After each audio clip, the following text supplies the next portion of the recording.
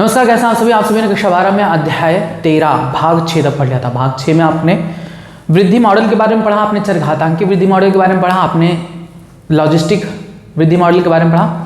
अब आते हैं भाग 7, जो कि इस अध्याय का आखिरी भाग होगा और बहुत ही महत्वपूर्ण पार्ट है, क्योंकि यहीं से क्वेश्चन आपके नीट में बनते हैं हर साल और आपके बोर्ड में भी यहाँ से पूछे जाते हैं।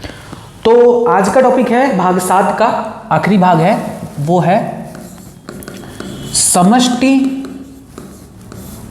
पारस्परिक क्रियाएं।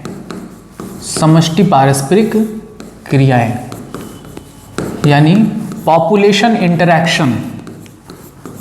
पॉपुलेशन इंटरैक्शन क्या होता है? समष्टि पारस्परिक क्रियाएं या पॉपुलेशन इंटरैक्शन, इसको पहले समझिएगा। देखिए, पृथ्वी पर कोई भी जीव अकेला नहीं रह सकता। उसे ऊर्जा के लिए किसी दूसरे जीव को खाना पड़ेगा। शाकाहारी है तो वह पौधे को खाएगा, मांसाहारी है तो शाकाहारी जीव को खाएगा। सिर्फ भोजन ही नहीं, अनेक ऐसी क्रियाएं हैं जीवों के शरीर में जिनको संचालित करने के लिए एक अन्य जीव की, एक अन्य जाति के जीव की आवश्यकता पड़ती है। तो यही हम पढ़ेंगे कि पृथ्वी पर जितने भी जीव हैं वे दूसरे जीव से किस तरह से रिलेट हैं, अंतर संबंधित हैं, उन्हीं को आपको इस टॉपिक में बताया जाएगा।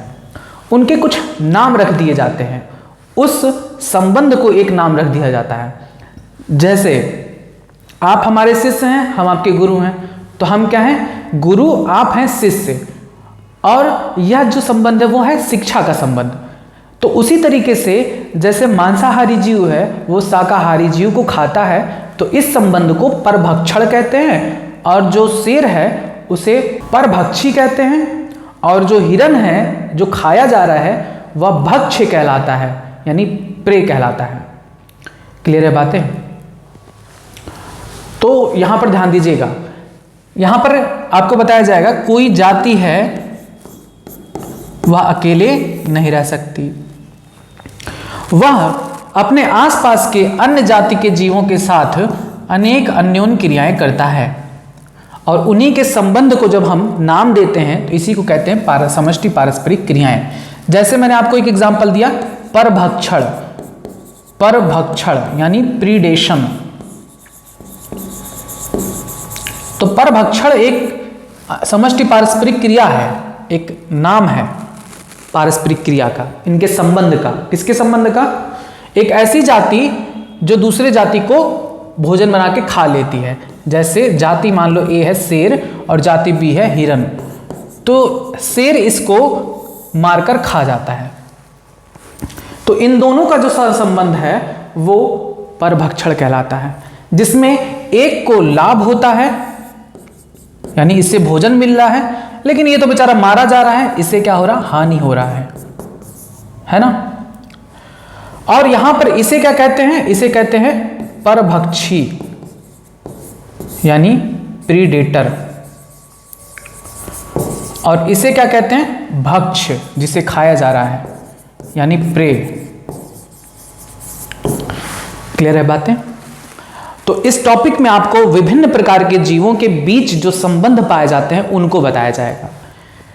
कि जैसे एक एग्जांपल मैंने दिया कि एक संबंध है परभक्षण। तो परभक्षण जब बोला जाएगा तो आपके मन में सीधे आएगा एक को लाभ होता है, एक को हानि होती है। यानी एक तो उसे खाएगा, इसे लाभ होगा, वो बेचारा मारा जाएगा, उसे हानि होगी। ठीक?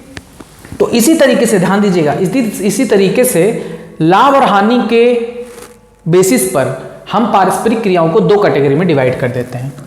पारस्परिक क्रियाएं दो कैटेगरी में डिवाइड की गई हैं। कौन कौन से? एक होता है धनात्मक या लाभदायक अन्योन्य क्रिया।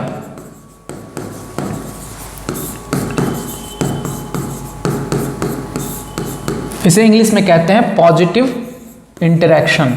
बहुत इंपॉर्टेंट है, डायरेक्टली यहीं से पूछ लिया जाता है कि इनमें से बताइए पॉजिटिव इंटरैक्शन कौन है। और दूसरा होता है ऋणात्मक अन्योन्य क्रिया, यानी निगेटिव इंटरैक्शन।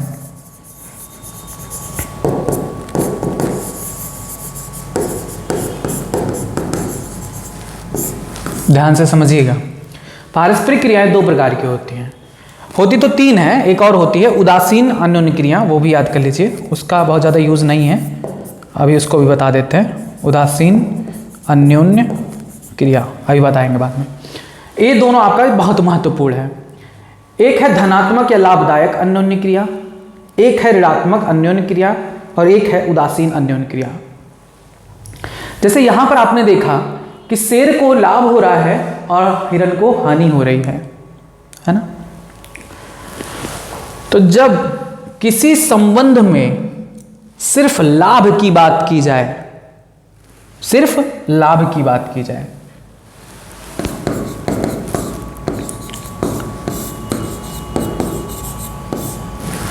वो चाहे एक जाति के जीव, दो जाति के बीच का परस्पर संबंध होता है, वो चाहे किसी एक जाति को लाभ हो रहा है, चाहे दूसरे वाले को लाभ हो या ना हो, तब भी वो अन्योन्य क्रिया इसके अंतर्गत रखी जाती है, धनात्मक या लाभदायक अन्योन्य क्रिया।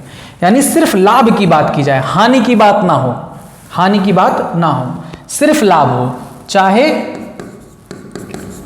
एक जीव को हो या दोनों जीव को हो लाभ।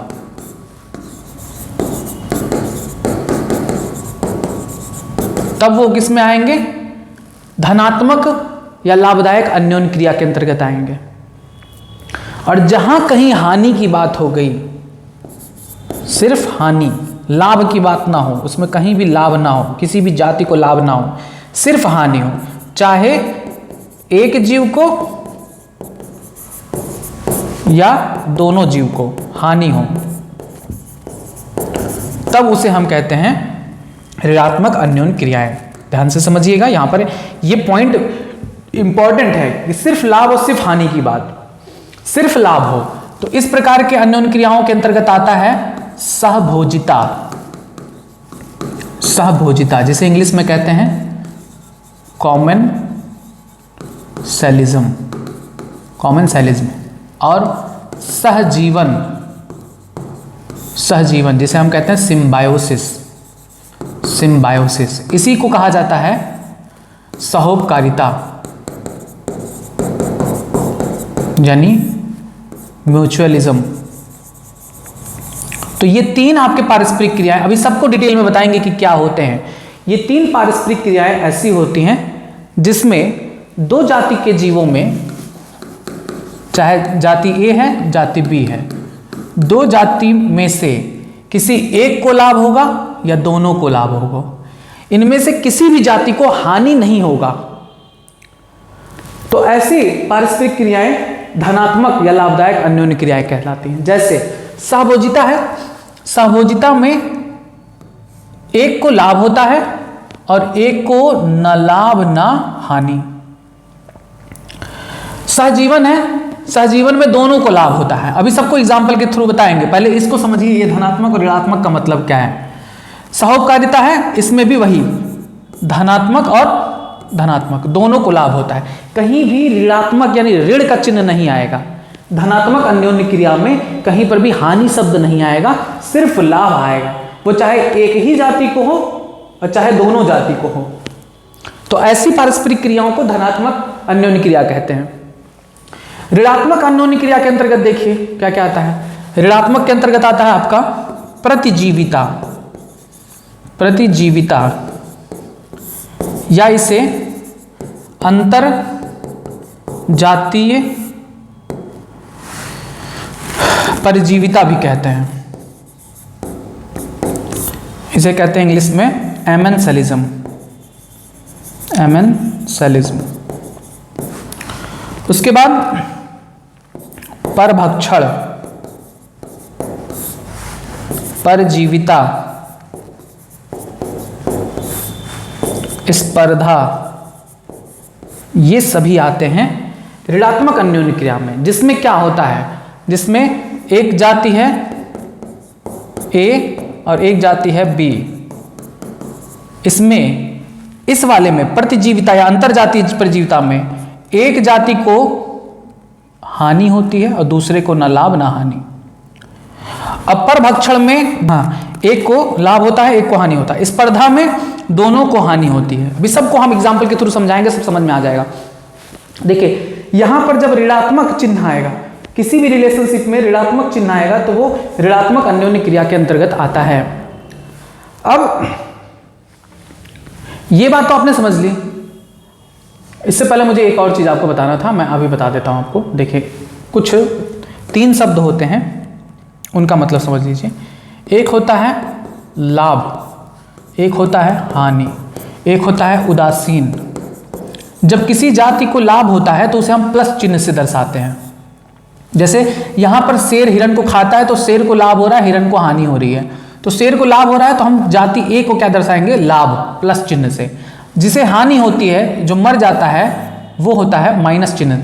उदासीन, जो ना तो लाभ में है ना तो हानि में है, उसे हम 0 से दर्शित करते हैं। क्लियर है? तो उसी को यहां पर मैंने इस तरह से दिखाया है। आपके नीट के क्वेश्चन बस इतने ही टॉपिक से क्लियर हो जाएंगे अगर आपने सही तरीके से समझ लिया तो।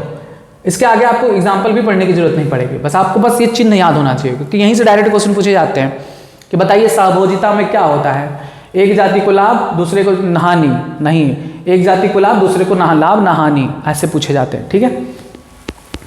तो ऋणात्मक अन्योन्य क्रिया में ऋणात्मक चिन्ह आएगा।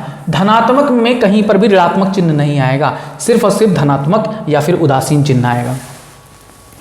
उदासीन अन्योन्य क्रिया में क्या होता है, जाति ए और जाति बी दोनों को न लाभ न हानि, दोनों न्यूट्रल होते हैं। तो ऐसे रिलेशनशिप को हम कहते हैं उदासीन अन्योन्य क्रिया। अब देखिए यहां पर एग्जाम्पल के साथ समझिएगा। धनात्मक या लाभदायक अन्योन्य क्रियाएं क्या होती हैं, जिसमें सिर्फ लाभ की बात की जाए, जिसमें एक जीव को लाभ हो या दोनों जीव को लाभ हो, तब इसे हम धनात्मक लाभदायक अन्योन्य क्रिया कहते हैं। जैसे सहभोजिता, कॉमनसेलिज्म। सहभोजिता किस संबंध को कहते हैं?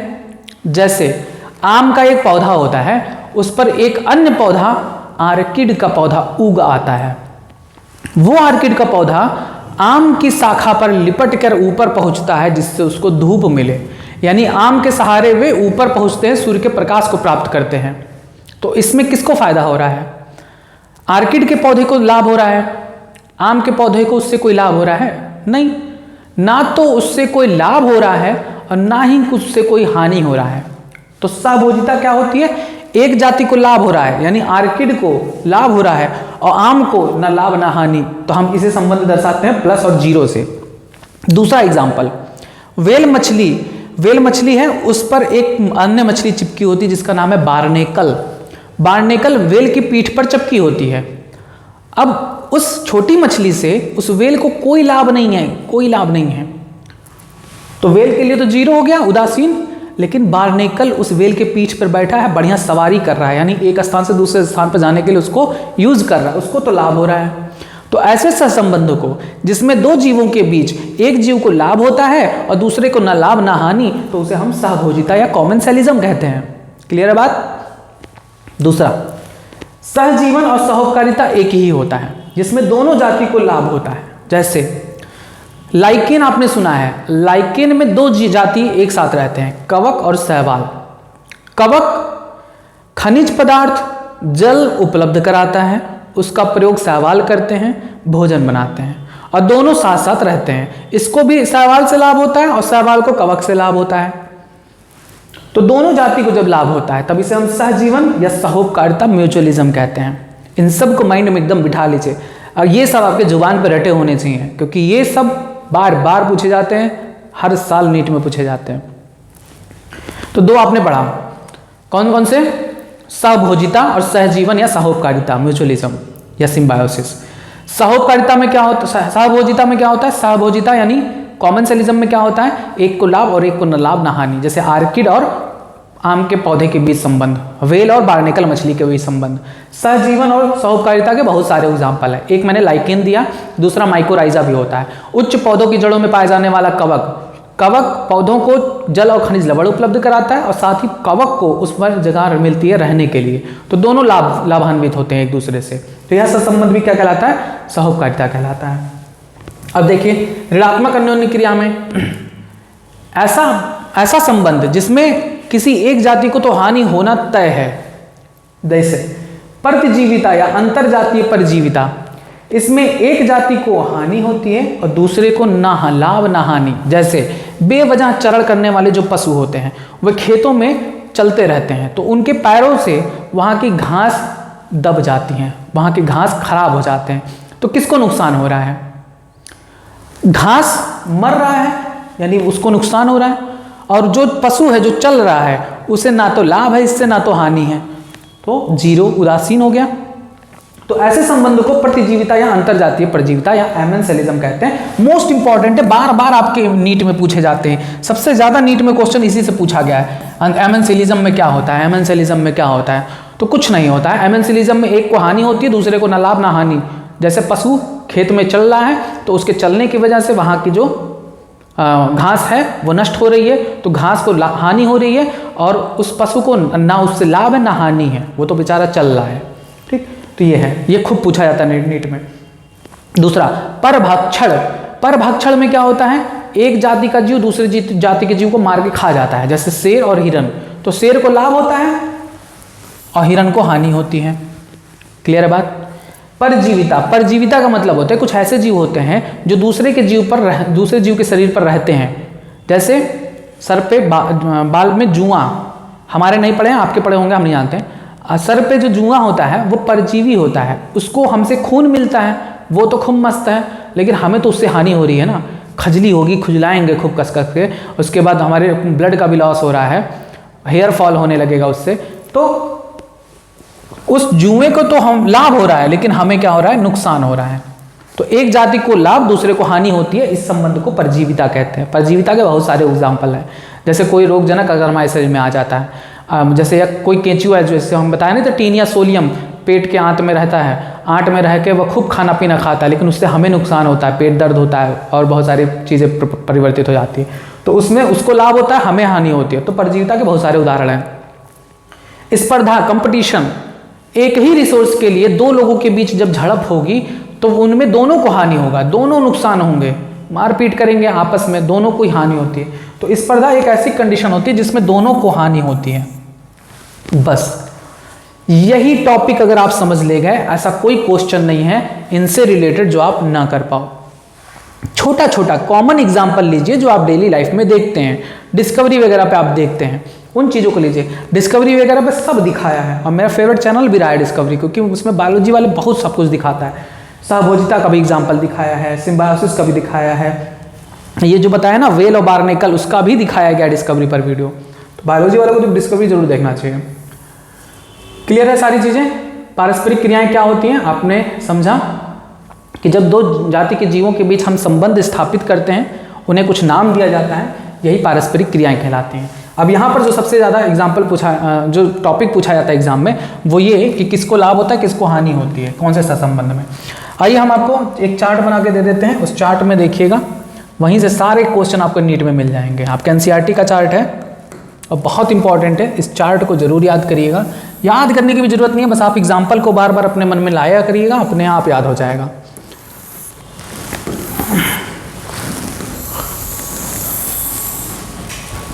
जाति ए, जाति बी और पारस्परिक क्रिया का नाम। पारस्परिक क्रिया का नाम।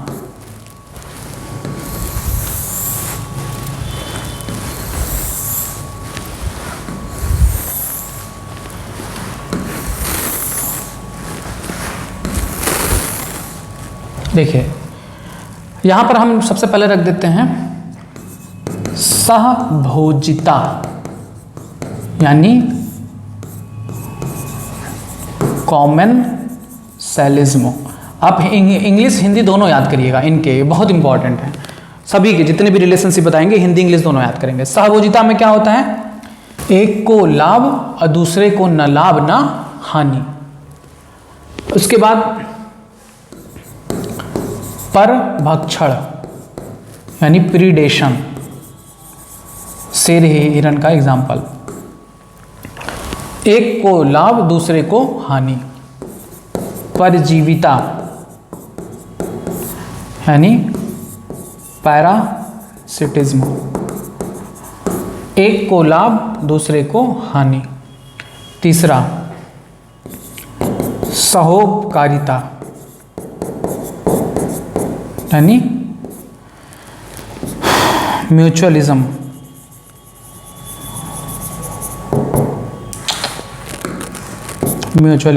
या इसे हम क्या कहते हैं, सहजीवन, सिम्बायोसिस।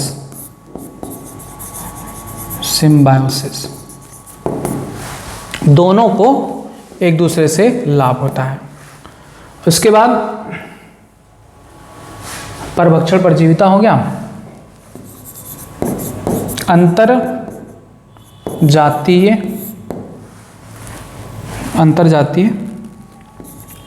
परजीविता, या जिसे हम प्रतिजीविता भी कहते हैं, प्रतिजीविता। इसे इंग्लिश में कहा जाता है एमेंसेलिज्म, जो बहुत इंपॉर्टेंट है आपके परीक्षा के दृष्टि से। एमेंसेलिज्म, इसमें क्या होता है, एक को हानि और दूसरे को न लाभ न हानि। आखिरी स्पर्धा में दोनों को हानि होती है। बस यही चार्ट याद कर लीजिएगा, आपका नीट का क्वेश्चन ऐसा कोई भी नहीं है जो ना हो पाए। छोटे छोटे एग्जाम्पल्स याद कर लीजिएगा। जैसे मैंने बताया ना, सहभोजिता में क्या होता है, एक को लाभ एक को न लाभ न हानि। जैसे क्या होता है, आर्किड है, आम के पौधे पर उगता है, तो आर्किड को लाभ होता है, प्रकाश के लिए वो ऊपर पहुंच जाता है, लेकिन आम के पौधे को उससे कोई लाभ ना हानि, तो उदासीन का सिंबल लगा देते हैं। एक को लाभ हो रहा है आर्किड को। एग्जाम्पल्स के साथ भी पूछ लिया जाता है और ये बहुत ज़्यादा इंपॉर्टेंट है। आम और आर्किड का एग्जाम्पल बहुत पूछा गया है नीट में, तो याद कर लीजिए। सहभोजिता का एग्जाम्पल है, कॉमेंसलिज्म का एग्जाम्पल है। और वेल के पीठ पर बैठने वाला बार्नेकल, उसमें भी बार्नेकल को लाभ होता है और वेल को उससे न लाभ न हानि। परभक्षण में हिरन और शेर का एग्जाम्पल याद रखिएगा, शेर को लाभ होता है, हिरन को हानि होती है। परजीविता में, यानी परजीविता का आप जुआ और मनुष्य का उदाहरण ले लीजिएगा। जुए को तो लाभ होता है, मनुष्य को हानि होती है। अब यहाँ पर इस तरह देखिए, 3-4 तरीके से क्वेश्चन पूछे जाते हैं नीट में। एक तो ये उदाहरण देके कि बताइए आर्किड के पौधे, आम के पौधे पर आर्किड के पौधे का उगना किस प्रकार का उदाहरण है, तो क्या बताएंगे, सहभोजिता का उदाहरण है। दूसरा इस तरह से क्वेश्चन पूछा जाता है कि बताइए धनात्मक अन्योन्य क्रिया इसमें से कौन है, तो धनात्मक कौन है, सहभोजिता है, सहोपकारिता है और सहजीवन है। इसमें केवल लाभ की बात होती है। फिर तीसरा तरीके से क्वेश्चन पूछा जा सकता है कि ऐसे देंगे, किसी संबंध में एक जीव को लाभ हो रहा है, दूसरे को हानि हो रही है, तब यह संबंध क्या कहलाएगा। तो आपको देखना है, एक को लाभ एक को हानि, चाहे वो परजीविता होगा चाहे परभक्षण होगा। क्लियर है। तो इस तरह से क्वेश्चंस आपके पूछे जाते हैं नीट में, तो सबके लिए तैयार रहिएगा। परजीविता का हो गया। सहोपकारिता में दोनों को लाभ होता है, जब दो जीव साथ साथ रहते हैं और दोनों को एक दूसरे से लाभ होता है। नेक्स्ट अंतरजातीय परजीविता, जिसे हम एमेंसेलिज्म कहते हैं, जो मोस्ट इंपॉर्टेंट है आपके परीक्षा की दृष्टि से। उसमें एक को हानि होती है, दूसरे को न लाभ न हानि। जैसे गाय भैंस खेतों में चल रहे होते हैं, तो उसके दौरान उनके वजह से, चलने की वजह से घास को नुकसान पहुंचता है, तो उस घास को हानि होती है और उन गाय भैंस को ना लाभ न हानि। स्पर्धा में दोनों को, एक ही सोर्स के लिए दो लोग आपस में लड़ते हैं, तो दोनों को हानि होती है। क्लियर है बात। आइए बुक पर आते हैं। अब बुक में बहुत इंटरेस्टिंग चीज़ें हैं, मैं आपको बताऊंगा, मज़ा आएगा उसको समझने में। बुक का जो आखिरी टॉपिक है ना, वो मज़ा देगा। अभी आप भी सोचोगे कि क्या भगवान बना रखे हैं, क्या क्या चीज़ें। देखिए, एक होती है समष्टि पारस्परिक क्रियाएं, जिनके बारे में आपको बता दिए हैं कि जब दो जीवों के बीच हम एक संबंध को निर्धारित करते हैं, उनका एक नाम देते हैं, उसी को समष्टि पारस्परिक क्रिया कहते हैं। कह रहे हैं कि पृथ्वी पर ऐसा कोई प्राकृतिक आवास नहीं है जहाँ केवल एक ही जाति का आवास हो। कोई ऐसा आवास नहीं है जहाँ पर सिर्फ एक ही जाति का वास हो। वहाँ पर हर जाति के जीव पाए जाते हैं, कोई भी जगह हो, ठीक, जिसमें वह एक को भोजन बनाता है और खुद खाता है। पादप जाति भी जो अपना आहार स्वयं बनाती है, वो भी डिपेंड करती है। पौधे भी अकेले नहीं जीवित रह सकते, उन्हें भी अपने भोजन बनाने के लिए मृदा की जरूरत होगी, जल की जरूरत होगी, कि सूर्य के प्रकाश की जरूरत होगी। अकेले नहीं कर सकते। और साथ ही साथ मृदा में सूक्ष्म जीवों की भी जरूरत पड़ती है, जो उन्हें पोषक पदार्थ उपलब्ध कराते हैं। पौधों को अनेक परागणकर्ताओं की आवश्यकता होती है। परागण की प्रक्रिया आप जानते ही हैं, चैप्टर नंबर 2 में आपने पढ़ा है। परागण क्या होता है? पराग कणों का पराग कोश से निकलकर वर्तिकाग्र पर पहुंचना। तो इसके लिए बहुत से कीट मदद करते हैं। मधुमक्खी सबसे अच्छा परागणकर्ता माना जाता है, और तितली, भृंग, ये सभी एक पुष्प पर बैठते हैं तो उनके पीठ पर लग जाता है, शरीर पर लग जाता है परागकण। जब वे मादा पुष्प पर जाते हैं तो वो परागकण उन मादा पुष्पों पर गिर जाती है, जिससे परागण की प्रक्रिया संपन्न हो जाती है। तो परागणकर्ताओं की आवश्यकता बहुत सारे पुष्पी पौधों को होती है। यह स्पष्ट है कि प्रकृति में प्राणी, पादप और सूक्ष्मजीव ना तो पृथक रह सकते हैं और ना ही रहते हैं। कोई भी जीव अकेला आवास नहीं करता, बल्कि जैव समुदाय बनाने के लिए विभिन्न तरीकों से परस्पर क्रिया करते हैं। न्यूनतम समुदायों में भी अनेक परस्पर क्रियाशील अनुबंधताएं होती हैं, हालांकि ये बद्धताएं आसानी से दिखाई नहीं देती। अंतरजातीय पारस्परिक क्रियाएं दो भिन्न जातियों के समष्टियों की पारस्परिक क्रिया से उत्पन्न होती है। वे क्रियाएं एक जाति या दोनों जातियों के लिए लाभकारी हो सकती हैं, हानिकारी हो सकती हैं या उदासीन हो सकती हैं। लाभदायी के लिए हम प्लस का चिन्ह लगाते हैं, हानिकारक के लिए माइनस का चिन्ह लगाते हैं और उदासीन के लिए 0 का चिन्ह लगाते हैं। समुदाय में विभिन्न जातियों की संख्या बढ़ने से उनके बीच अन्योन्य क्रियाएं भोजन, आवास व प्रकाश इत्यादि के लिए प्रारंभ हो जाती है। अब इसमें हम 3 कैटेगरी रखते हैं, एक धनात्मक अन्योन्य क्रियाएं होती हैं और एक ऋणात्मक अन्योन्य क्रिया होती हैं और एक उदासीन। धनात्मक में हम केवल सिर्फ लाभ की बात करते हैं, इसमें हानि नहीं होती किसी को भी। सहोपकारिता, सहभोजिता, सहजीवन। ऋणात्मक अन्योन्य क्रिया में हानि होती है और एक को लाभ होती है, प्रतिजीविता, स्पर्धा, परजीविता, परभक्षण। उदासीन अन्योन्य क्रिया में ना तो किसी को लाभ होगा ना तो किसी को हानि होगी। जैसे फल मक्खी और कीट मक्खी एक साथ रहते हैं तो उसमें ना तो उनको लाभ है किसी एक दूसरे से, ना हानि है। एक दूसरे से पारस्परिक क्रिया में सहोपकारिता में दोनों जातियों को लाभ होता है, मैंने बताया। म्यूचुअलिज्म में दोनों को लाभ होता है। स्पर्धा में दोनों को हानि होती है। परजीविता में एक को हानि होती है, एक को लाभ होता है। ये सारी चीजें मैंने आपको बता दिया। अब यहां पर ऐसी पारस्परिक क्रिया जिसमें एक जाति को लाभ होता है, दूसरे को ना लाभ ना हानि, उसे हम सहभोजिता, कॉमेंसलिज्म कहते हैं। दूसरी ओर अंतरजातीय परजीविता ऐसी संबंध है जिसमें एक को हानि होती है, दूसरे को न लाभ ना हानि। यहाँ पर आपको सारी चिन्ह दी गई हैं। सहोपकारिता में मैंने जिसका एग्जाम्पल आपको बताया, सहोपकारिता में सहोपकारिता म्यूचुअलिज्म है। म्यूचुअलिज्म में दोनों को लाभ होता है। स्पर्धा है, दोनों को हानि होती है। परभक्षण है, एक को लाभ एक को हानि होगी। परजीविता, एक को हानि एक को लाभ होगा। सहभोजिता में, सहभोजिता के एग्जाम्पल क्या बताए थे? आम और आर्किड। आर्किड के पौधे को लाभ होता है, आम को न लाभ न हानि। अंतरजातीय परजीविता क्या होता है? गाय भैंस का खेतों में चरना, घास नष्ट हो जाते हैं, घास को हानि होती है, उन गाय भैंस को उससे न लाभ न हानि। ठीक। अब यहाँ पर परभक्षण के एग्जाम्पल दिए गए हैं। तो परभक्षण में सबसे बढ़िया एग्जाम्पल शेर और हिरण का याद रखिएगा, यहाँ पर बताया गया है। बुक में सारी चीजें दी गई हैं, पढ़ लीजिएगा। अच्छा, यहां पर एक बात और याद रखनी है। परभक्षण का एक और महत्वपूर्ण कार्य होता है, वो ये कि परभक्षी जो होते हैं, शेर, वो हिरण की संख्या पर जनसंख्या को नियंत्रित करते हैं। ठीक है, यहां पर कहाँ दिया गया है? हाँ, यहां पर देखिए दिया गया है। परभक्षण में अगर शेर ना हो तो भी दिक्कत है, हिरण की संख्या बढ़ जाएगी। तो ये क्या करते हैं? शिकार समष्टि पर नियंत्रण रखते हैं। ये भी क्वेश्चन खूब पूछा गया है नीट में। परभक्षी का एक अन्य महत्वपूर्ण योगदान बताइए। तो ये क्या करते हैं? शिकार समष्टि पर नियंत्रण रखते हैं। शिकार समष्टि मतलब हिरण की समष्टि पर नियंत्रण रखते हैं। हिरण की संख्या बहुत बढ़ जाएगी अगर शेर ना हो तो। ठीक, तो ये संतुलन के लिए जरूरी है। आइए इसमें नेक्स्ट बताते हैं कि अगर परभक्षी ज्यादा दक्ष हैं, मतलब परभक्षी बहुत ज्यादा है, क्या कहते हैं, एग्रेसिव हैं और वो जानबूझकर बेवजह मार रहे हैं हिरण को, तो भी ये खतरा है, हिरण की संख्या विलुप्त हो जाएगी। तो हिरण की संख्या विलुप्त हुई तो शेर भी विलुप्त होंगे। तो जब परभक्षी ज्यादा दक्ष हो जाते हैं, अपने शिकार को अतिदोहन करने लगते हैं। अतिदोहन का मतलब बेवजह उस पर मारते हैं, खाते नहीं है, फेंक देते हैं मार मार के, तो ये शिकार उससे विलुप्त हो सकते हैं, हिरण विलुप्त हो सकते हैं। और शिकार विलुप्त होगा तो खाने के अभाव में वो भी विलुप्त हो जाएंगे, परभक्षी भी विलुप्त हो जाएंगे। यही कारण कि प्रकृति में परभक्षी विवेकशील प्राणी होता है। इसी नाते शेर बेवजह किसी को नहीं मारता है, जब खाना होगा तो भी मारेगा। तो विवेकशील प्राणी होता है, वो जानता है कि भैया हम ज़्यादा खा लेंगे, बेवजह मार देंगे तो हमें फिर आगे भोजन की जरूरत पड़ेगी, तो कहाँ मिलेगा। अब देखिए, परभक्षी में 2 होते हैं। परभक्षण में एक परभक्षी होता है यानी शेर, एक होता है भक्ष यानी हिरण। जिसको खाया जाता है उसे हम बोलते हैं भक्ष, प्रे, और जो खाता है उसे बोलते हैं परभक्षी, प्रीडेटर। तो जो भक्ष होता है, शेर और हिरण की बात नहीं कर रहे हैं, अब यहाँ पर हम दूसरी बात करेंगे।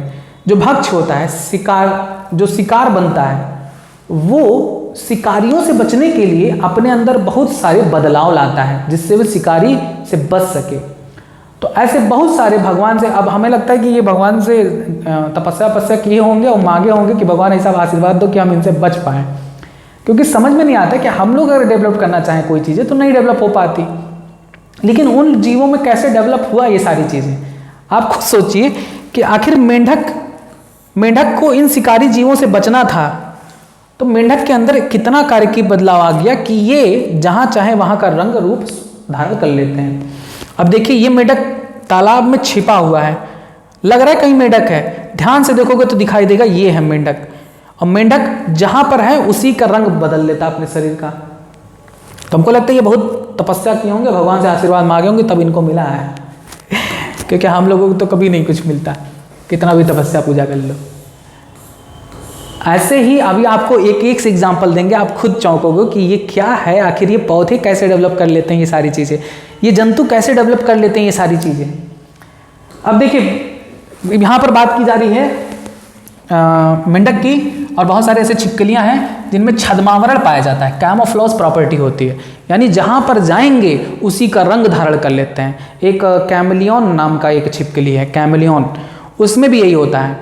अगर हम उसको कैमलियन को इस पर चला दें ना तो वो उसका शरीर भी काले रंग का हो जाएगा, जिस रंग पर जाएगा उसी रंग का उसका शरीर परिवर्तित हो जाता है। भगवान जाने उसमें कौन सा इतना बढ़िया हुआ है। अब देखिए, ऐसे ही बहुत सारे जीवों में बदलाव आए हैं शिकारी जीवों से बचने के लिए। मैं जितना बताऊंगा उसको ध्यान से सुनिएगा। एक तितली है जिसका नाम है मोनार्क। मोनार्क तितली आपने जरूर देखा होगा, यही है, बहुत सुंदर लगती है, हम भी पकड़े हैं। जब पकड़ो तो उसका जो रंग चटकीला रंग है, हाथों पर लग जाता है ना। तो ये है बहुत अट्रैक्टिव होती है और मज़ा आता था इसको पकड़ने में। इसको जब इसका पंख पकड़ो तो इसका कलर अपने हाथ पे लग जाता था। ये टेस्टी नहीं होते हैं शिकारियों के लिए। ये चटकीला रंग जो धारण करते हैं वो थोड़ा पॉइजनस सब्सटेंस होता है, और जो कीड़े उन्हें खाते हैं वो बेचारे उल्टी करने लगते हैं इनको खा के। तो ये देखने में सिर्फ सुंदर है बड़ी खतरनाक। तो ये अपने अंदर उन रसायन का स्राव इस वजह से कि ताकि शिकारी जीव उन्हें ना खाएं।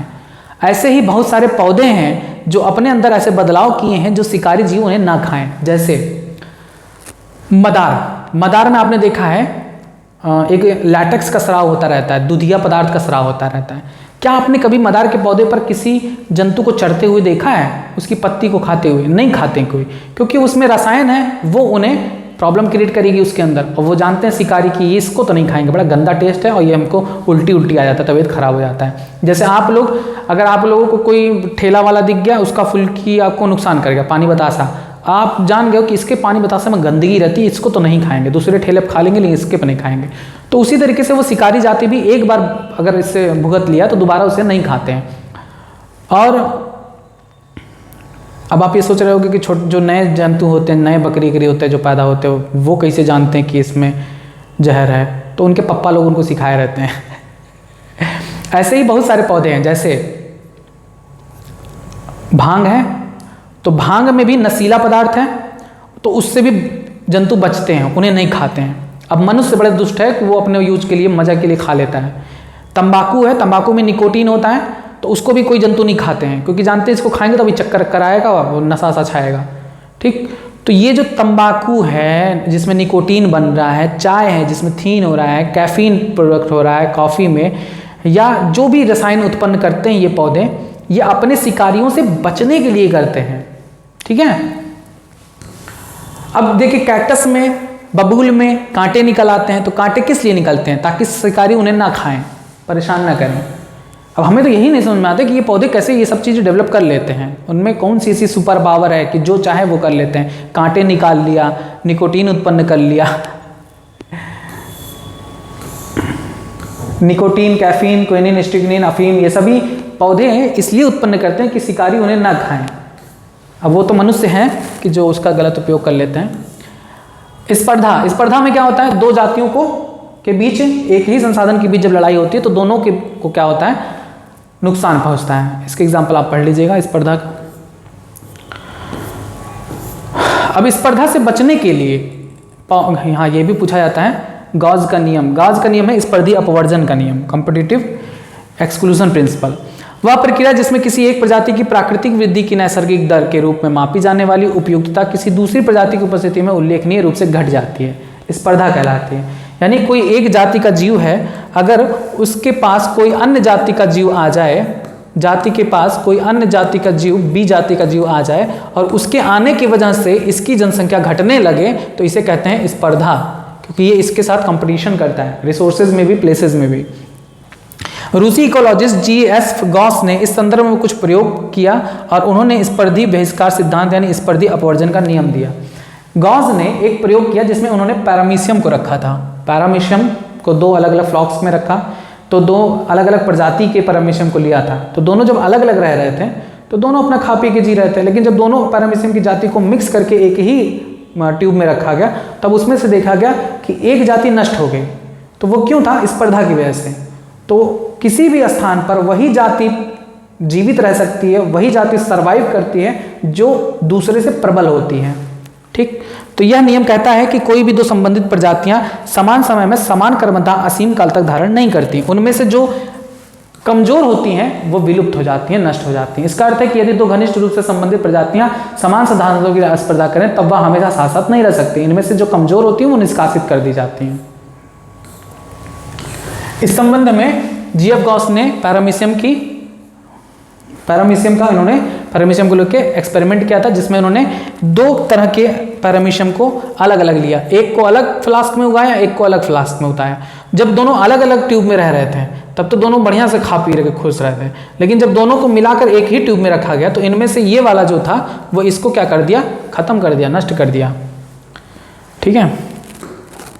सीमित संसाधनों की उपस्थिति में स्पर्धात्मक रूप से बेहतर प्रजातियों द्वारा स्पर्धात्मक रूप से कमजोर प्रजातियों के हटाने को गॉस का नियम कहते हैं। सुनिए, अब यहाँ पर आपको सिर्फ समझने की चीजें लिखी गई हैं, याद नहीं करना, यहाँ से क्वेश्चन नहीं पूछे जाएंगे। ठीक है। प्रतिस्पर्धी मुक्ति प्रकृति में होने वाली स्पर्धा का एक सशक्त प्रमाण है। अगर कोई प्रजाति किसी अन्य प्रतिस्पर्धात्मक रूप से श्रेष्ठ प्रजाति की उपस्थिति के कारण एक छोटे से भौगोलिक क्षेत्र में सीमित रह जाए, तब प्रतिस्पर्धात्मक रूप से बेहतर प्रजाति को वहां से हटा लेने पर उस कमजोर प्रजाति के वितरण क्षेत्र में उल्लेखनीय वृद्धि हो जाती है। इसी को कहते हैं प्रतिस्पर्धी मुक्ति, कॉम्पिटिटिव रिलीज। यानी कोई एक जाति ए है और एक जाति बी है, ये एक जगह पे रह रहा था, बढ़िया से खेल कूद रहा था, जाति बी वाला आ गया तो उस जाति ए को मारने लगा, उनके नाते जाति ए की संख्या घटने लगी। तो अगर हम जाति बी को वहां से निकाल के हटा दें तो फिर से ये अपना फल फूलने लगते हैं। तो इसे कहते हैं प्रतिस्पर्धी मुक्ति, जब किसी प्रतिस्पर्धा वाले जाति को वहां से निकाल के हटा दिया जाता है, तब इसे कहते हैं कॉम्पिटिटिव रिलीज। उसके बाद देखिए, अच्छा, इसमें एक चीज निकाला गया, जब दोनों जातियों ने देखा कि स्पर्धा में दोनों को हानि हो रही है, तब उन्होंने कहा कि ऐसा है भैया कि हम दोनों एक ही चीज के लिए लड़ रहे हैं, ना तो तुम्हें मिल पा रहा है ना हमें मिल पा रहा है। एक काम करते हैं कि कुछ ऐसा हम लोग डिसाइड करते हैं कि एक टाइम में तुम खाओगे, एक टाइम में हम खाएंगे। तो इसी को कहते हैं संसाधन विभाजन, रिसोर्सेज पार्टीशनिंग। जैसे उल्लू और बाज भी चूहे को खाता है, सांप को खाता है, उल्लू भी चूहे को खाता है, सांप को खाता है। तो इन दोनों का संसाधन समान है। अगर ये दोनों दिन के ही समय खाने के लिए जूझने लगे तो दोनों में कंपटीशन होगा, कोई पाएगा कोई नहीं पाएगा। तो इन्होंने क्या किया, संसाधन विभाजन बनाया। बाज ने कहा कि हम भैया दिन में खाएंगे, तुम रात में खाना। उल्लू को कहा कि तुम रात में खाना, और बाज ने कहा हम दिन में खाएंगे। तो यही हुआ, बाज दिन के समय शिकार करते हैं, चूहों और सांपों को खाते हैं।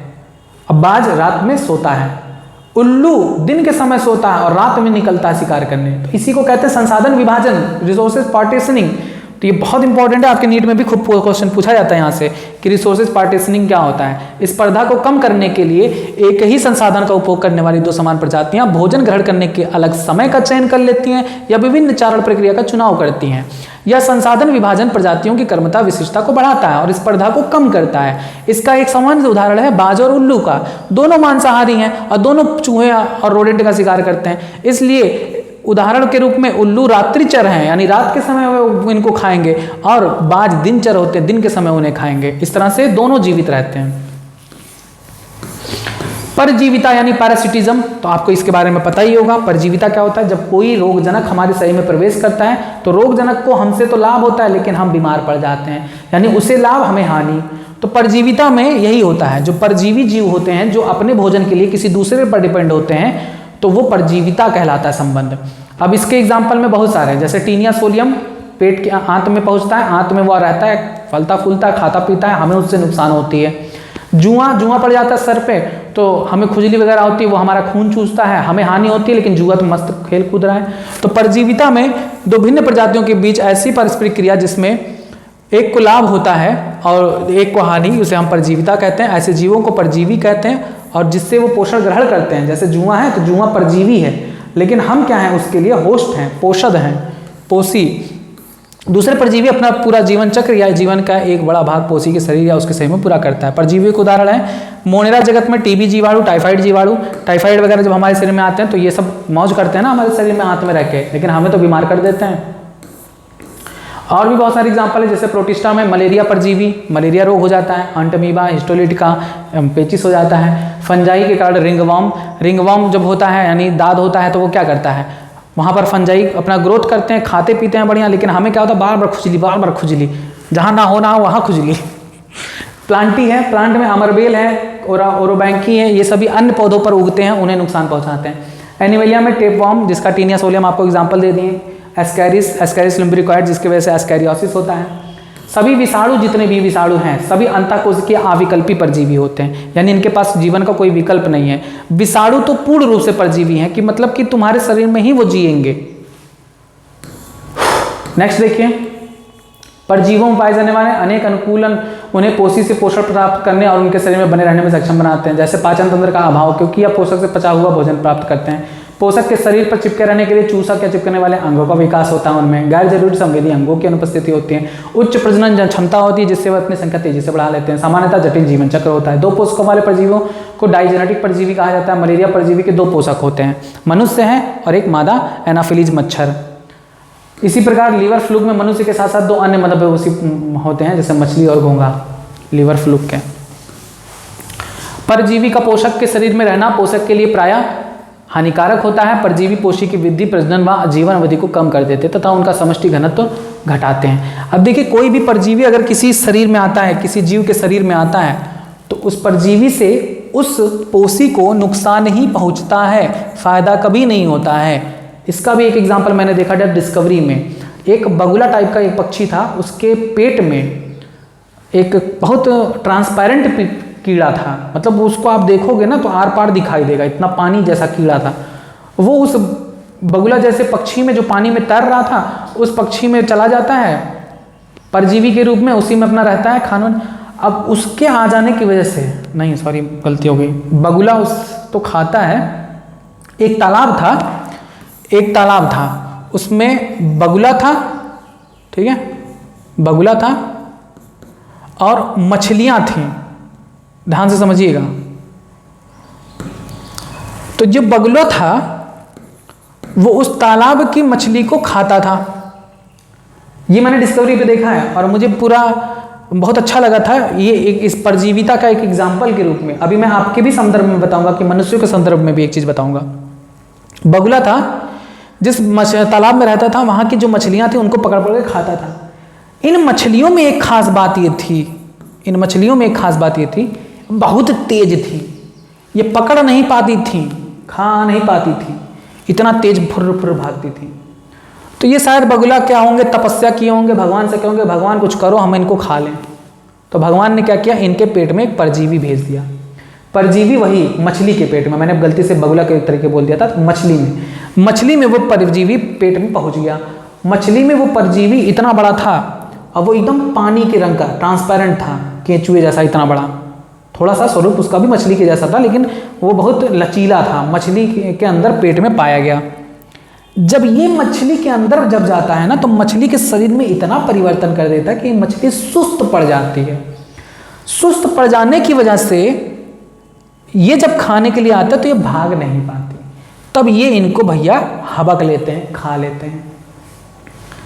तो बगुले को तो मजा आ गया ना कि बगुले ने तपस्या किया था कि भगवान कुछ ऐसा करो मछली धीमे हो जाए, तो भगवान ने इसके अंदर परजीवी भेज दिया, धीमा हो गया। ये इसको खाया, ये जो परजीवी पहले मछली के अंदर था अब बगुला के अंदर पहुंच गया, अब बगुला के शरीर में परिवर्तन करेगा। समझ में आया? तो कोई भी परजीवी जो शरीर में आते हैं वे शरीर क्रिया को, इस पोषी के शरीर क्रिया को प्रभावित करते हैं। जैसे अगर आपको मुहासे वगैरह बहुत ज़्यादा होते हैं तो भी ये मत समझना कि आप बचे हुए हो, आपके इंटेस्टाइन में कुछ हानिकारक बैक्टीरिया पहुंच चुके हैं जो आपके शरीर में बदलाव ला रहे हैं। मुहासा होगा, आपको चेहरा देखने का मन नहीं करेगा, आपको डिप्रेशन होगा, परेशानी आएगी, गुस्सा आएगा कि ये साला क्या है, इतना अच्छा मेरा चेहरा था खराब हो रहा है। उसके बाद आपको डिप्रेशन हैवी होगी, आप कुछ नहीं करना चाहोगे, सिर्फ सोओगे, इधर उधर खेलोगे कूदोगे, परेशान ना होगे और भी गंदी आदतें करोगे। तो वो क्या करता है, आपके शरीर में कितना बदलाव ला दिया। एक परजीवी, आपको तुरंत ट्रीटमेंट की जरूरत होती है, आप डॉक्टर को जरूर सलाह लें यदि आपके शरीर में ऐसा कुछ होता है, आप बहुत सुस्त पड़ रहे हो, कुछ नहीं मन कर रहा है, तो इसमें भी कहीं ना कहीं किसी परजीवी का रोल जरूर होता है। तो वो सारी चीज़ें मैंने आपको बता दी। आइए अब देखते हैं बाह्य परजीवी के रूप में। अब देखिए परजीवी दो प्रकार के होते हैं, एक होते हैं अंतः परजीवी, दूसरा होता है बाह्य परजीवी। बाह्य परजीवी क्या होते हैं, जो शरीर के बाहर रहते हैं, जैसे शरीर के बाहर जुआ पाया जाता है ना, अंदर नहीं पाया जाता, बाहर। तो जो बाहर पाए जाते हैं वो बाह्य परजीवी, शरीर के बाहर पाए जाते हैं, शरीर के बाहर पाए जाते हैं वो बाह्य परजीवी। जैसे जुआ मनुष्य में, कुत्तों पर, चिंचड़िया कुत्तों पर भी पाया जाता है ना, बेचारे जैसे धैर्य खूब खुजलाते रहते हैं, तो उनमें जो टिक्स पाई जाती हैं। समुद्री मछली बाह्य परजीवी अरित्रपादों यानी कोपेपोड्स द्वारा ग्रसित हैं। अमरबेल एक परजीवी पौधा है जो सामान्यतः बाल पादपों पर वृद्धि करता है। विकास प्रक्रिया के दौरान इसका प्रलहित और पत्तियां समाप्त हो जाती हैं या अनेक पुष्पी पादपों से लिपटकर उनसे अपना चूसकों द्वारा पोषण प्राप्त करता है। तो बहुत से ऐसे परजीवी जीव होते हैं जो दूसरे पर डिपेंड होते हैं अपने भोजन के लिए, अपने किसी अन्य चीज़ों के लिए। अब यहाँ पर पौधे की बात की गई है, पादप परजीवी के बारे में। यहाँ से भी क्वेश्चन खूब भर भर के पूछा जाता है, याद कर लीजिए। पादप परजीवी में कई प्रकार के होते हैं, 4 प्रकार के होते हैं। एक जो तने पर आश्रित होते हैं, एक जो जड़ पर आश्रित होते हैं। तने पर आश्रित 2 तरीके से होते हैं, एक तो तने से केवल जल और खनिज पदार्थ लेंगे, अपना भोजन स्वयं बनाएंगे, उन्हें हम कहते हैं अपूर्ण परजीवी, आंशिक तना परजीवी। आंशिक तना परजीवी जो केवल खनिज और जल प्राप्त करते हैं अन्य पौधे से और अपना भोजन स्वयं बनाएंगे, जैसे विस्कम और लोरेंथस। लेकिन कुछ ऐसे पौधे होते हैं जो तने से, उस पौधे से भोजन ही प्राप्त करते हैं, अपना भोजन बनाते ही नहीं है, जैसे अमरबेल। ये दूसरे पौधे से भोजन, खनिज और जल प्राप्त करते हैं और खुद नहीं बनाते हैं। अमरबेल ये कहलाते हैं पूर्ण तना परजीवी, यानी पूरी तरीके से दूसरे पौधे पर डिपेंड है खाने के लिए। लेकिन ये पूरी तरीके से नहीं डिपेंड है, ये तो कहते हैं कि भैया हमको बस दाल चावल दे दो, हम सीटी लगा के अपने यहाँ बना लेंगे कुकर में। तो ये कहलाते हैं विस्कम लोरेंथस, जो दूसरे पौधे से केवल जल और खनिज पदार्थ लेते हैं, बाकी खाना वगैरह खुद बनाते हैं। तो इन्हें हम कहते हैं आंशिक तना परजीवी। इसी तरीके से जड़ में भी होता है कि जड़ में कुछ ऐसे होते हैं जो पूरी तरीके से जड़ पर ही डिपेंड होते हैं और अपना भोजन उन्हीं से प्राप्त करते हैं, तब उन्हें हम कहते हैं पूर्ण मूल परजीवी। ठीक है, टोटल रूट पैरासाइट, जो पूरी तरीके से भोजन दूसरे पौधे के जड़ से प्राप्त करते हैं, जैसे रेफ्लेसिया ओरोबैंकी। और कुछ ऐसे होते हैं जो सिर्फ जल और खनिज प्राप्त करते हैं जड़ से और अपना भोजन स्वयं बनाएंगे, जैसे चंदन। तो यहाँ पर क्वेश्चन खूब पूछा जाता है और आई थिंक यही वाला सबसे ज़्यादा पूछा जाता है। क्या, कहाँ गया? अमरबेल, कस्कुटा, ये खूब पूछा जाता है कि अमरबेल कैसा पौधा है। तो याद कर लीजिए पूर्ण तना परजीवी है। नीट में बार बार क्वेश्चन पूछा है, मोस्ट इंपॉर्टेंट है आपका। अमरबेल कैसा पौधा है? पूर्ण तना परजीवी है। अब जब ये पूछा गया तो इन सबको भी याद कर लीजिए। आंशिक तना परजीवी विस्कम लोरेंथस, जड़ का याद कर लीजिए। जड़ में पूर्ण मूल परजीवी रेफ्लेसिया ओरोबैंकी। आंशिक मूल परजीवी ये चंदन सैंटैलम अल्बम। मच्छर मनुष्य का रक्त चूसते हैं। मादा मच्छरों को अपने अंडों के निर्माण के लिए मानव रक्त की आवश्यकता होती है। देखिए मच्छर कोई जरूरी नहीं कि मनुष्य का खून चूसें, लेकिन जरूरी इस वजह से पड़ जाता है कि उनके अंडों के निर्माण के लिए मानव रक्त की आवश्यकता पड़ती है बेचारे, इसीलिए। तो मच्छर केवल मनुष्य से रक्त ही प्राप्त करता है, अतः इसे पूर्ण परजीवी की श्रेणी में नहीं रखा जाता, क्योंकि यह अपना जीवन और जीवन का एक भाग अपने पोषक के ऊपर पूरा नहीं करता। अपने जीवन का थोड़ा सा भाग ही सिर्फ पोषी पर देता है, बाकी तो वो स्वतंत्र रूप से जीता ही है। इसीलिए हम इसे क्या कहते हैं, पूर्ण परजीवी नहीं कहते हैं। इसी तरीके से खटमल भी होता है। अब देखिए अंतः परजीवी क्या होता है, वो जो शरीर के भीतर रहता है, जैसे टीनिया सोलियम, एस्कैरिस लुम्ब्रिकॉइड्स, ये सारे इकोलाई बैक्टीरिया वगैरह जो शरीर के अंदर होते हैं। प्लाज्मोडियम जो देखा था आपने, मनुष्य के आरबीसी में पाए जाते हैं। और देखिए टीनिया सोलियम, यही वाला एग्जाम्पल आपको दिए थे हम, ये वाला आंत है, ये मनुष्य का आंत है। उस आंत में ये देखिए टीनिया सोलियम है, ढेर सारे हजारों की संख्या में है। केचुआ जिसे कहते हैं, पेट में केचुआ पड़ गया है तो वो केचुआ नहीं होता, ये टीनिया सोलियम है। ठीक है, केचुआ तो अर्थवाम होता है, ये टीनिया सोलियम है। इनकी प्रॉपर्टी अलग होती है, ये अलग तरीके से दिखते हैं और केचुआ अलग तरीके से दिखता है। केचुए में धारियाँ होती हैं, आपने बनाया होगा ऐसे ऐसे ऐसे धारियाँ होती हैं केचुए में, इनमें धारियाँ नहीं पाई जाती, तो टीनिया सोलियम होती है। इसी को डॉक्टर ऑपरेशन करके उससे चिमटी से निकाल रहा था, तो लोग कह रहे थे कि चाउमीन है, पचता नहीं है। तो चाउमीन की तरह से दिखता है, लेकिन चाउमीन थोड़े ना होता है, ये जीव होता है।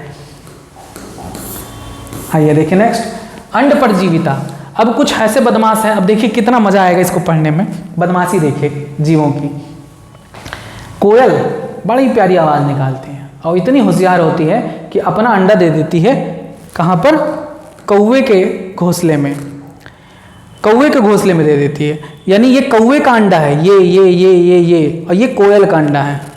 कौवा बेचारा गिनती तो आती नहीं, पढ़ा लिखा ना हो, तो पढ़ा लिखा ना होने की वजह से बहुत लोग मार खाते हैं। आपको भी पता है कि यहाँ पर बहुत से ऐसे अनपढ़ जाहिल हैं जो नेताओं के चंगुल में आकर उन्हें वोट दे देते हैं और खुद ही साल भर पिसते हैं उनसे। तो ये बेचारा पढ़ा लिखा था नहीं कौवा, अंडे दिया, गिना नहीं, वो चला गया भोजन लेने। कोयल आई, अपना भी अंडा यहाँ पर दे दी। वापस कौवा जब लौट के आया तो उसे क्या पता कि 5 ठू दिया था, 6 ठू दिया था, गिनती तो आती नहीं है। अब वो बेचारा कौवा सोचता है कि ये भी हमारा ही अंडा है, तो जैसे इन सब की रखवाली करता है वैसे इसकी भी रखवाली करता है और खूब उसको पोषण ओषण देता है। बच्चा भी निकल आता है, तब भी उसे खिलाता पिलाता है। बाद में पता चलता है कि वो तो कोयल थी। तो इतनी बदमाश होती है कोयल। इसे कहते हैं अंड परजीविता, जो अपने अंडे किसी अन्य जीव के अंडे या घोंसले में देती हैं। ठीक है, ये भी क्वेश्चन खूब पूछा था। ब्रॉड पैरासिटिज्म का उदाहरण बताइए। ब्रॉड पैरासिटिज्म का उदाहरण क्या है, कोयल का कौवे के घोंसले में अंडे देना।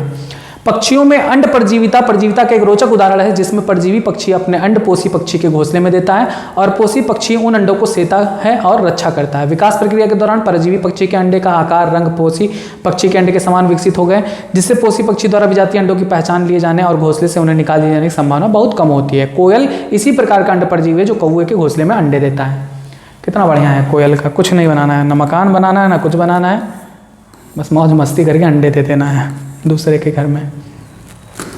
ये भी खूब इंपॉर्टेंट है, अपमार्जन।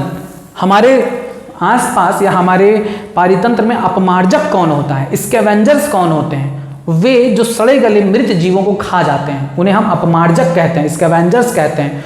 और ये सफाई कर्मी भी होते हैं। भाई अगर कोई जानवर पड़ गया है, मरा पड़ा है, तो हम नहीं साफ करेंगे तो गंदगी होगी। तो अगर हम नहीं भी कर रहे हैं तो ये बाज चील गिद्ध हैं जो उसे खा खा के एकदम सपाचट कर देंगी, तो वो सफाई कर्मी भी कहलाती हैं। लकड़बग्गा, सियार, गिद्ध, ये सभी क्या करते हैं, मरे हुए जीवों को खाते हैं। शेर नहीं मरा जीवा खाता है। ठीक है, तो शुद्ध वातावरण को बनाए रखते हैं। नेक्स्ट देखिए सहभोजिता का उदाहरण। तो मैंने आपको बताया सहभोजिता में क्या होता है, एक को लाभ दूसरे को न लाभ न हानि।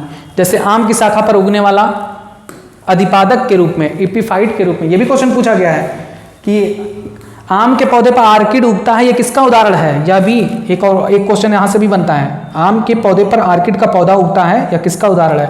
अधिपादक का उदाहरण है, एपिफाइट का उदाहरण है, या सहभोजिता का उदाहरण है। ऐसे भी क्वेश्चन पूछा गया है। तो आम के पेड़ पर आर्किड का पौधा उगता है अधिपादक के रूप में। अधिपादक का मतलब होता है कि सिर्फ कुछ पोषक तत्वों की प्राप्ति के लिए या प्रकाश की प्राप्ति के लिए। वेल के पीठ पर बारनेकल के मछली का उदाहरण मैंने दिया था। ठीक, मवेशी पक्षी बगुला चारण पशु निकट साचर में होते हैं, ये भी बहुत इंपॉर्टेंट है।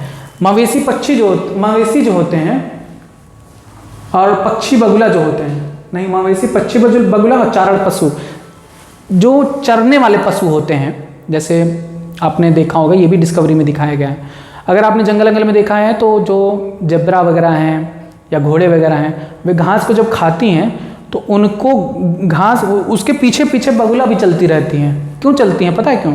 क्योंकि जब वो घास को खाती हैं तो घास को उखाड़ती हैं जब, तो उस उखाड़ने के दौरान मिट्टी भी उखड़ती है और मिट्टी के पीछे छिपा होता है केचुआ।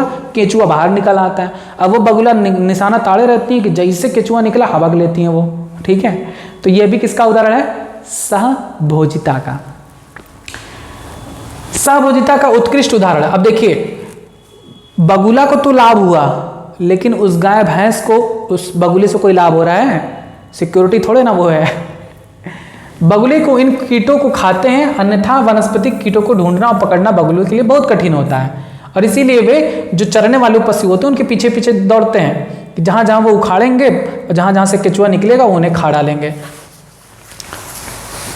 सहभोजिता का दूसरा उदाहरण है समुद्री एनीमोन के दंशक स्पर्शक। समुद्री एनीमोन जो होती हैं उनमें पाई जाती हैं टेंटिकल्स यानी स्पर्शक कांटे, जो शिकारियों से उनकी रक्षा करती हैं। इसका फायदा उठाती है एक क्लाउन मछली, छोटी मछली है, वो उन संस्पर्शकों के मध्य छिप जाती है जिससे कोई शिकारी उन्हें खा ना पाए। तो इन मछली को तो उससे लाभ है, लेकिन समुद्री एनीमोन को उससे न लाभ न हानि। देखिए ये जेब्रा है ना, जेब्रा के आसपास ऐसे बगुला बैठे रहेंगे, तड़ियाए रहेंगे कि जैसे कोई घास उखाड़ेंगे और जैसे केचुआ निकालेगा जाके उसे हबक लेगा, खा लेगा। सहोपकारिता यानी म्यूचुअलिज्म। वे कितना होशियार होते हैं प्राणी, है ना, कहीं ना कहीं से कुछ ना कुछ जुगाड़ लगा रहता है। अभी दिखाते हैं एक तो जो लस्टोम आता है, उसको देखो जितना हंसोगे। सहोपकारिता यानी म्यूचुअलिज्म, एक ऐसा संबंध जिसमें दोनों को लाभ होता है। अब इसके बारे में तो आप खूब पढ़े हो। राइजोबियम, राइजोबियम एक जीवाणु है जो कहाँ पाया जाता है? लेग्यूमिनेसी कुल के पौधों में, चना मटर के जड़ों में, ग्रंथिकाओं में पाया जाता है। वहाँ वो नाइट्रोजन का स्थिरीकरण करता है लेग हीमोग्लोबिन के माध्यम से, याद है ना। तो राइजोबियम जीवाणु उन पौधों में नाइट्रोजन का स्थिरीकरण करके पौधों को नाइट्रोजन उपलब्ध कराता है और साथ में राइजोबियम को रहने का स्थान मिलता है। तो दोनों एक दूसरे से लाभान्वित होते हैं। प्रोटिस्टा जगत में देखिए, दीमक की आहार नाल में पाए जाने वाला लिग्निन और सेलुलोज पाचन करने वाला प्रोटोजोन और प्रोटिस्टा जगत का सहोपकारिता का उदाहरण है। यानी जो दीमक है, दीमक कैसे ये लोग बुक को खा पी डालते हैं। बुक में क्या होता है? पेजों में क्या होता है? आपके कॉपी के पेज में क्या है? सेलुलोज है, उसको डाइजेस्ट कर लेते हैं। कैसे? क्योंकि उनके पाचक तंत्र में कुछ प्रोटोजोआन पाए जाते हैं जो इसका काम करते हैं, और प्रोटोजोआन को रहने का स्थान मिलता है, दीमक को सेलुलोज पाचन में जहाँ मिलता है। तो यानी दोनों खुश रहते हैं। इसके बाद दूसरा एग्जांपल लाइकेन का मैंने बताया था कि जब कवक और शैवाल, ये भी बहुत इंपॉर्टेंट है। लाइकेन बार बार क्वेश्चन पूछा जाता है नीट के संदर्भ से, बहुत इंपॉर्टेंट है, हर साल यहाँ से क्वेश्चन तय रहता है। लाइकेन सहसंबंध है कवक और शैवाल के बीच, जब दो जीव साथ में रहते हैं और साथ में एक दूसरे के लाभान्वित होते हैं, इसे हम सहसंबंध सहभोजिता कहते हैं। लाइकेन में कवक जल और खनिज का उपलब्ध कराता है, शैवाल भोजन बनाती है, दोनों रहते खाते पीते हैं बढ़िया से, मर्द मेहरारू तरह। तो लाइकेन से यहाँ पे एक क्वेश्चन पूछा था कि लाइकेन किसका उदाहरण है? सहभोजिता का, सहजीवन का। दूसरा क्वेश्चन पूछा जाता है कि लाइकेन, या ऐसे पूछा जाता है कि चट्टानी एरिया में या शैल कर्मक में अग्रगामी समुदाय कौन होता है? लाइकेन। तीसरा क्वेश्चन लाइकेन से पूछा जाता है कि पॉल्यूशन इंडिकेटर कौन होता है? पर्यावरण प्रदूषण का सूचक कौन होता है? लाइकेन। क्योंकि लाइकेन गंदे स्थानों पर नहीं उगते हैं, जहाँ पर वातावरण दूषित होता है वहाँ नहीं उगते हैं। अब देखिए पेड़ों पर ऐसी संरचना आपने देखी होगी जंगल वगैरह में, तो ये लाइकेन है जो यहाँ पर उगते हैं, कवक और शैवाल साथ साथ में। दूसरा एग्जाम्पल है माइकोराइजा के बारे में। मैंने आपको बताया था माइकोराइजा एक ऐसा सहसंबंध है जिसमें एक कवक होता है, वो उच्च पौधों की जड़ों में पाया जाता है और वहाँ पर नाइट्रोजन स्थिरीकरण करता है और विभिन्न प्रकार के खनिजों को, फास्फोरस वगैरह उपलब्ध कराता है। क्लियर है? ये है एक एग्जाम्पल जंतु का।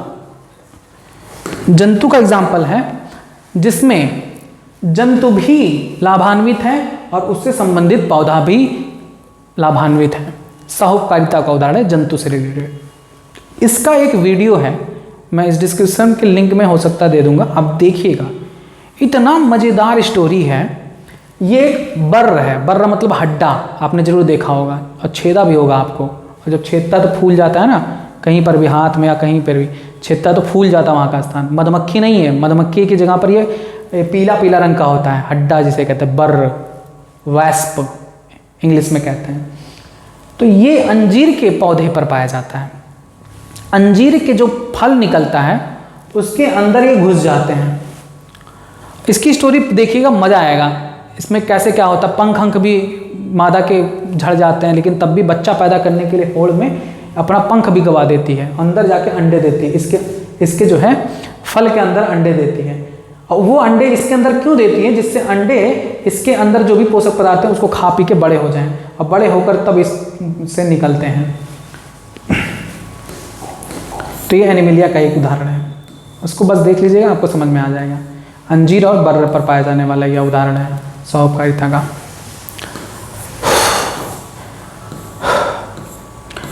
अच्छा, लास्ट आता है जो सबसे इंटरेस्टिंग है, भगवान बचाएं ऐसे पौधों से, लैंगिक कपट, सेक्सुअल डिसाइट। अब इसमें देखिए, एक पौधा है जो है आर्किड का पौधा, उसकी एक प्रजाति है जिसका नाम है आफ्रिस म्यूसिफेरा। ये पौधा इतना बड़ा दुष्ट है कि पूछो ही ना। इस पौधे को चाहिए परागणकारी, यानी इनके पुष्प से मादा पुष्प पर नर पुरुष से परागकण को उस पर पहुंचाने के लिए एक जीव चाहिए, परागणकारी चाहिए, उन्हें चाहिए मधुमक्खी। आपको पता है कि जितने भी पौधे हैं वे पुष्प के चटकीले रंग क्यों उत्पन्न करते हैं, सुगंध वाले पुष्प क्यों उत्पन्न करते हैं, जिससे दूर से ही पुष्प की तरफ आकर्षित होकर चला आए। और ये पौधा इतना दुष्ट है कि ये मधुमक्खियों को आकर्षित करने के लिए अपना जो पुष्प है ना, वो मादा मधुमक्खी की तरह उत्पन्न करता है मादा मधुमक्खी की तरह, यानी ये हनी ट्रैप करता है। हनी ट्रैप जानते हैं ना, हनी ट्रैप में स्त्रियों का प्रयोग करके नरों को फंसाना कहता है। आपने सुना होगा, भारत के ही वायुसेना के एक अधिकारी जो हनी ट्रैप में फंसे थे अभी पिछले साल। पाकिस्तान की एक महिला थी, और पाकिस्तानी थोड़ी सुंदर होती हैं, आपने देखा ही है। अभी कौन सा गाना है, मेरा दिल ये पुकारे आजा तो उसमें तो मतलब मैं एक बात आपको बता रहा हूँ कि पाकिस्तानी जो लड़की थी वो, उसने भारत के वायुसेना के एक अधिकारी को फंसा लिया था अपनी जाल में, प्यार वगैरह की नौटंकी करके। हनी ट्रैप था वो। बाद में जांच हुआ, पता चला कि उन्होंने गलती से हनी ट्रैप में फंस गए थे और कुछ जानकारियाँ भी लीक कर दी थी, फ़ोटो वगैरह उन्होंने भेज दिया था वायुसेना का, तो उससे थोड़ी दिक्कत हुई थी। हालांकि उन्हें उनके पद से हटा भी दिया गया था। कहने का मतलब है, अंततः पूरी दुनिया जानती है, बंदा अगर किसी से भी नहीं फंसेगा ना, इससे तो जरूर फंस जाएगा, हनी ट्रैप से जरूर फंस जाएगा। बस खूबसूरत लड़की होनी चाहिए। यहाँ पर भी ये पौधे को पता है कि मधुमक्खी चाहे सुगंध से अट्रैक्ट हो या ना हो, पुष्प के चटकीले रंग से अट्रैक्ट हो ना हो, लेकिन अगर हम मादा मधुमक्खी का शकल दे दें तो जरूर आएगा उसके पीछे प्यार करने के लिए उससे। तो ये देखिए, एकदम ये मधुमक्खी नहीं है, ये मैं भी देखा तो मैं बहुत हंसा था इसको देख कर। तो क्या है पौधों के अंदर, कौन सा सुपर पावर है कि बताओ ऐसी पुष्प उत्पन्न कर दी कि जो मादा मधुमक्खी की तरीके से है। ये देख रहे हैं, ये कहीं से भी, ये तो मधुमक्खी है, लेकिन ये जो है ये देख रहे हैं, ये सब पुष्प हैं, एकदम मधुमक्खी की तरीके से उत्पन्न हो रही हैं। और कैसी, मादा मधुमक्खी की तरीके से, नर की नहीं। तो नर इन्हें दूर से देखते हैं, बेचारे कंफ्यूज हो जाते हैं और ये जानते हैं, ये सोचते हैं, नर मधुमक्खी जो होते हैं, नर मधुमक्खी, ये सोचते हैं कि ये मादा मधुमक्खी है और इसके साथ आते हैं आशिकी लड़ाने ठीक है, तो आते हैं इस तरह से कॉपुलेशन करने के लिए, लेकिन बेचारे इन्हें क्या पता कि वो तो पुष्प है, मादा मधुमक्खी नहीं है। तो ये देखिए, मधुमक्खी को अट्रैक्ट करने के लिए पौधा कितना गंदा काम करता है। और होता क्या है कि ये जब मधुमक्खी नर पुष्प के पास जाएंगी तो उनसे परागकण उनके शरीर पर चिपक जाएगा। फिर वो उड़ते उड़ते हो जाता है, फिर मन किया, फिर चले गए मादा मधुमक्खी के पास, सॉरी मादा पुष्प के पास, तो मादा पुष्प में वे उस परागण को पहुंचा देती हैं। इस प्रकार से उनमें परागण की प्रक्रिया मधुमक्खी के द्वारा संपन्न हो जाती है। ठीक, इसी के कहते हैं लैंगिक कपट। कपट का मतलब समझते हैं ना, चालाकी। तो ये दिखाती हैं ऑफरिस न्यूसिफेरा। हालांकि ये क्वेश्चन आपके एग्जाम में नहीं आएगा, मुझे थोड़ा इंटरेस्टिंग लगा था तो मैंने इसको आपके टॉपिक में ऐड कर दिया था। तो ये सब सुपर पावर है। किसी बच्चे ने भी मुझसे कमेंट बॉक्स में पूछा था कि पौधों को कैसे पता ये सारी चीज़ें, तो इसका आंसर मेरे पास भी नहीं है। सुपर पावर है इनके पास कि ये कैसे ये सारी चीज़ें जान जाते हैं और ऐसी चीज़ें करते हैं। तो ठीक है, आज के लिए बस इतना ही। ये आपका अध्याय पूरी तरीके से समाप्त हो गया है। उम्मीद है कि आपको ये टॉपिक बहुत अच्छा लगा होगा और आपने इसे समझा होगा, पढ़ा होगा। परीक्षा की दृष्टि से महत्वपूर्ण है, नीट की दृष्टि से भी सबसे ज़्यादा महत्वपूर्ण है। इसको मिस मत करिएगा, खूब पढ़िए, खूब अच्छे से समझिएगा। आगे जो भी चैप्टर है पारितंत्र, उसको जल्दी ही मैं आपको अपलोड कर दूंगा, उसको पढ़िएगा। कुछ क्वेश्चन है इस टॉपिक से रिलेटेड जिनका आंसर आपको कमेंट बॉक्स में भी देना, अपनी कॉपी में भी नोट करना है। पहला क्वेश्चन है कि धनात्मक अन्योन्य क्रियाओं का उदाहरण बताइए। दूसरा, ऋणात्मक अन्योन्य क्रियाओं का उदाहरण बताइए। नेक्स्ट, जब दो जातियों के मध्य एक जाति को लाभ होता है और दूसरे को ना लाभ ना हानि, तो इस सहसंबंध को क्या कहते हैं। नेक्स्ट, जब दो जातियों में एक को लाभ और एक को हानि होता है तब यह संबंध क्या कहलाता है। नेक्स्ट, जब दोनों जातियों को एक दूसरे से हानि होती है तब यह सहसंबंध क्या कहलाता है। नेक्स्ट, जब दोनों जाति को एक दूसरे से लाभ होता है तब यह सहसंबंध क्या कहलाता है। नेक्स्ट, जब एक को हानि हो और दूसरे को न लाभ न हानि तब यह सहसंबंध क्या कहलाता है। नेक्स्ट, आम का पौधा पर आर्किड का पौधा उगता है, इस संबंध को क्या कहते हैं। नेक्स्ट, लाइकेन किस प्रकार का सहसंबंध प्रदर्शित करता है। नेक्स्ट, माइकोराइजा किस प्रकार का सहसंबंध प्रदर्शित करता है। नेक्स्ट, अंड परजीविता का उदाहरण बताइए। बस इतने क्वेश्चन है जिनके आंसर आपको कमेंट बॉक्स में भी देना है, अपनी कॉपी में भी नोट करिए हैं। आप इसको पढ़िएगा, अपनी कॉपी में नोट करिएगा सारे क्वेश्चन के आंसर्स, उसको याद करिएगा। ये क्वेश्चन बार बार पूछे जाते हैं और बहुत इंपॉर्टेंट है। तो आज का टॉपिक बस इतना ही, यह चैप्टर पूरी तरीके से समाप्त हो गया। नेक्स्ट टॉपिक आपको जल्दी प्रोवाइड किया जाएगा। तब तक आप जुड़े रहे यूट्यूब चैनल बायोलॉजी के साथ। धन्यवाद।